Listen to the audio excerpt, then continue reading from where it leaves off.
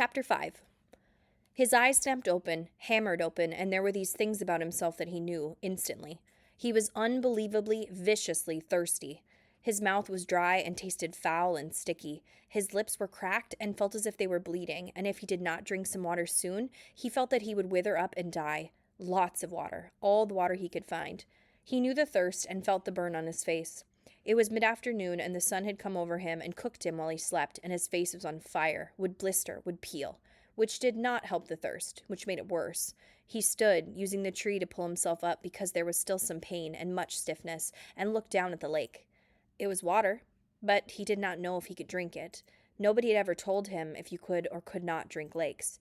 There was also the thought of the pilot, down in the blue with the plane, strapped in, the body. Awful, he thought. But the lake was blue and wet-looking, and his mouth and throat raged with the thirst, and he did not know where there might be another form of water he could drink. Besides, he had probably swallowed a ton of it while he was swimming out of the plane and getting to shore.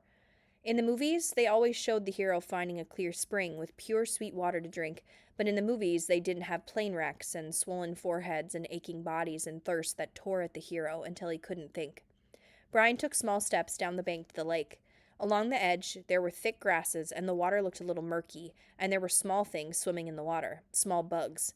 But there was a log extending about 20 feet out into the water of the lake, a beaver drop from some time before, with old limbs sticking up, almost like handles. He balanced on the log, holding himself up with the limbs, and teetered out past the weeds and murky water. When he was out where the water was clear and he could see no bugs swimming, he kneeled on the log to drink. A sip, he thought, still worrying about the lake water. I'll just take a sip. But when he brought a cupped hand to his mouth and felt the cold lake water trickle past his cracked lips and over his tongue, he could not stop. He had never, not even on long bike trips in the hot summer, been this thirsty. It was as if the water were more than water, as if the water had become all of life, and he could not stop. He stooped and put his mouth to the lake and drank, pulling it deep and swallowing great gulps of it. He drank until his stomach was swollen, until he nearly fell off the log with it. Then he rose and stagger-tripped his way back to the bank, where he was immediately sick and threw up most of the water.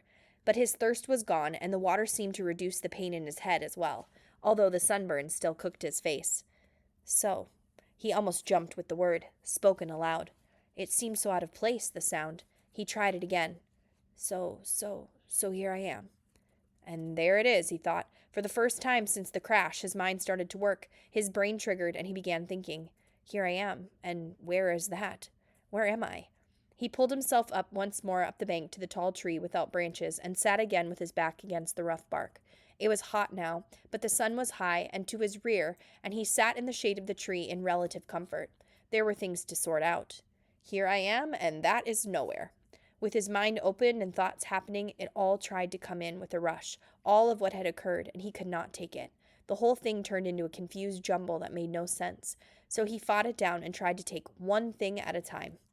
He had been flying north to visit his father for a couple of months, in the summer, and the pilot had had a heart attack and had died, and the plane had crashed somewhere in the Canadian Northwoods, but he did not know how far they had flown, or in what direction, or where he was. Slow down, he thought. Slow down more. My name is Brian Robeson, and I am 13 years old, and I am alone in the Northwoods of Canada. All right, he thought, that's simple enough. I was flying to visit my father, and the plane crashed and sank in the lake. There, keep it that way. Short thoughts. I do not know where I am. Which doesn't mean much. More to the point, they do not know where I am. They, meaning anybody who might be wanting to look for me. The searchers. They would look for him, look for the plane. His mother and father would be frantic. They would tear the world apart to find him. Brian had seen searches on the news, seen movies about lost planes. When a plane went down, they mounted extensive searches, and almost always they found a plane within a day or two. Pilots all filed flight plans, a detailed plan for where and when they were going to fly, with all the courses explained. They would come. They would look for him. The searchers would get government planes and cover both sides of the flight plan filed by the pilot and search until they found him. Maybe even today. They might come today. This was the second day after the crash. No, Brian frowned. Was it the first day or the second day? They had gone down in the afternoon, and he had spent the whole night out in the cold. So this was the first real day. But they could still come today. They would have started the search immediately when Brian's plane did not arrive. Yeah, they would probably come today. Probably come in here with amphibious planes, small bush planes with floats that could land right here on the lake and pick him up and take him home. Which home? The father home or the mother home? He stopped thinking. It didn't matter. Either on to his dad or back to his mother. Either way, he would probably be home by late night or early morning. Home where he could sit down and eat a large, cheesy, juicy burger with tomatoes and double fries with ketchup and a thick chocolate shake. And there came hunger. Brian rubbed his stomach.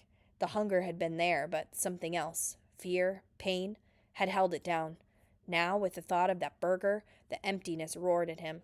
He could not believe the hunger, had never felt it this way. The lake water had filled his stomach but left it hungry, and now it demanded food, screamed for food. And there was, he thought, absolutely nothing to eat. Nothing. What did they do in movies when they got stranded like this? Oh, yes, the hero usually found some kind of plant that he knew was good to eat, and that took care of it. Just ate the plant until he was full, or used some kind of cute trap to catch an animal and cook it over a slick little fire, and pretty soon he had a full 8-course meal. The trouble, Brian thought, looking around, was that all he could see was grass and brush. There was nothing obvious to eat, and aside from about 1,000,000 birds and the beaver, he hadn't seen animals to trap and cook. And even if he got one somehow, he didn't have any matches, so he couldn't have a fire. Nothing. It kept coming back to that. He had nothing. Well, almost nothing. As a matter of fact, he thought, I don't know what I've got or haven't got. Maybe I should try and figure out just how I stand. It will give me something to do, keep me from thinking of food, until they come to find me. Brian had once had an English teacher, a guy named Perpich, who was always talking about being positive, thinking positive, staying on top of things. That's how Perpich had put it. Stay positive and stay on top of things. Brian thought of him now, wondered how to stay positive and stay on top of this. All Perpich would say is that I have to get motivated. He was always telling kids to get motivated. Brian changed position so he was sitting on his knees. He reached into his pockets and took out everything he had and laid it on the grass in front of him. It was pitiful enough. A quarter, 3 dimes, a nickel, and 2 pennies. A fingernail clipper, a billfold with a $20 bill. In case you get stranded at the airport in some small town and have to buy food, his mother had said, and some odd pieces of paper. And on his belt, somehow still there, the hatchet his mother had given him. He had forgotten it and now reached around and took it out and put it in the grass. There was a touch of rust already forming on the cutting edge of the blade, and he rubbed it off with his thumb. That was it. He frowned. No, wait. If he was going to play the game, might as well play it right. Perpich would tell him to quit messing around. Get motivated. Look at all of it, Robeson. He had a pair of good tennis shoes, now almost dry, and socks, and jeans and underwear and a thin leather belt and a t-shirt with a windbreaker, so torn it hung on him in tatters. And a watch. He had a digital watch still on his wrist, but it was broken from the crash, the little screen blank, and he took it off and almost threw it away, but stopped the hand motion and laid the watch on the grass with the rest of it. There, that was it. No, wait, one other thing. Those were all the things he had, but he also had himself. Perpich used to drum that into them. You are your most valuable asset. Don't forget that. You are the best thing you have. Brian looked around again. I wish you were here, Perpich. I'm hungry, and I'd trade everything I have for a hamburger. I'm hungry. He said it aloud. In normal tones at first, then louder and louder until he was yelling it. I'm hungry. I'm hungry. I'm hungry. When he stopped, there was a sudden silence, not just from him, but the clicks and blurps and bird sounds of the forest as well. The noise of his voice had startled everything, and it was quiet. He looked around, listened with his mouth open, and realized that in all his life he had never heard silence before. Complete silence. There had always been some sound, some kind of sound. It lasted only a few seconds, but it was so intense that it seemed to become part of him. Nothing. There was no sound. Then the bird started again, and some kind of buzzing insect, and then a chattering and a cawing, and soon there was the same background of sound, which left him still hungry. Of course, he thought, putting the coins and the rest back in his pocket, and the hatchet in his belt. Of course, if they come tonight, or even if they take as long as tomorrow, the hunger is no big thing. People have gone for many days without food, as long as they've got water. Even if they don't come until late tomorrow, I'll be all right. Lose a little weight, maybe, but the first hamburger and the malt and fries will bring it right back. A mental picture of a hamburger, the way they showed it in the television commercials, thundered into his thoughts. Rich colors, the meat juicy and hot. He pushed the picture away. So even if they didn't find him until tomorrow, he thought, he would be all right. He had plenty of water, although he wasn't sure if it was good and clean or not. He sat again by the tree, his back against it. There was a thing bothering him. He wasn't quite sure what it was, but it kept chewing at the edge of his thoughts. Something about the plane and the pilot that would change things. Ah, there it was.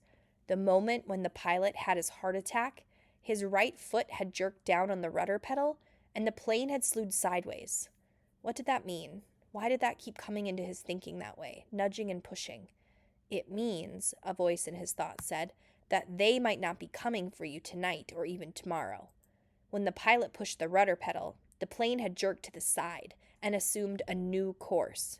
Brian could not remember how much it had pulled around, but it wouldn't have had to be much, because after that, with the pilot dead, Brian had flown for hour after hour on the new course, well away from the flight plan the pilot had filed. Maybe many hours, at maybe 160 miles an hour. Even if it was only a little off course, with that speed and time, Brian might now be sitting several hundred miles off to the side of the recorded flight plan, and they would probably search most heavily at first along the flight plan course. They might go out to the side a little, but he could easily be 300-400 miles to the side. He could not know, could not think of how far he might have flown wrong because he didn't know the original course and didn't know how much they had pulled sideways. Quite a bit, that's how he remembered it. Quite a jerk to the side. It pulled his head over sharply when the plane had swung around. They might not find him for 2 or 3 days. He felt his heartbeat increase as the fear started. The thought was there, but he fought it down for a time, pushed it away, then it exploded out. They might not find him for a long time. And the next thought was there as well, that they might never find him. But that was panic, and he fought it down and tried to stay positive. They searched hard when a plane went down. They used many men and planes, and they would go to the side. They would know he was off from the flight plan, that he had talked to the man on the radio. They would somehow know. It would be all right. They would find him. Maybe not tomorrow, but soon. Soon. They would find him soon. Gradually, like sloshing oil, his thoughts settled back, and the panic was gone. Say they didn't come for 2 days. No, say they didn't come for 3 days. Even push that to 4 days. He could live with that. He would have to live with that. He didn't want to think of them taking longer. But say 4 days. He had to do something. He couldn't just sit at the bottom of this tree and stare down at the lake for 4 days. And nights. He was in the deep woods, and he didn't have any matches. Couldn't make a fire. There were large things in the woods. There were wolves, he thought, and bears, other things. In the dark, he would be in the open here, just sitting at the bottom of a tree. He looked around suddenly, felt the hair on the back of his neck go up. Things might be looking at him right now, waiting for him, waiting for dark so they could move in and take him. He fingered the hatchet at his belt. It was the only weapon he had, but it was something. He had to have some kind of shelter. No, make that more. He had to have some kind of shelter, and he had to have something to eat. He pulled himself to his feet and jerked the back of his shirt down before the mosquitoes could get at it. He had to do something to help himself. I have to get motivated, he thought, remembering Perpich. Right now, I'm all I've got. I have to do something.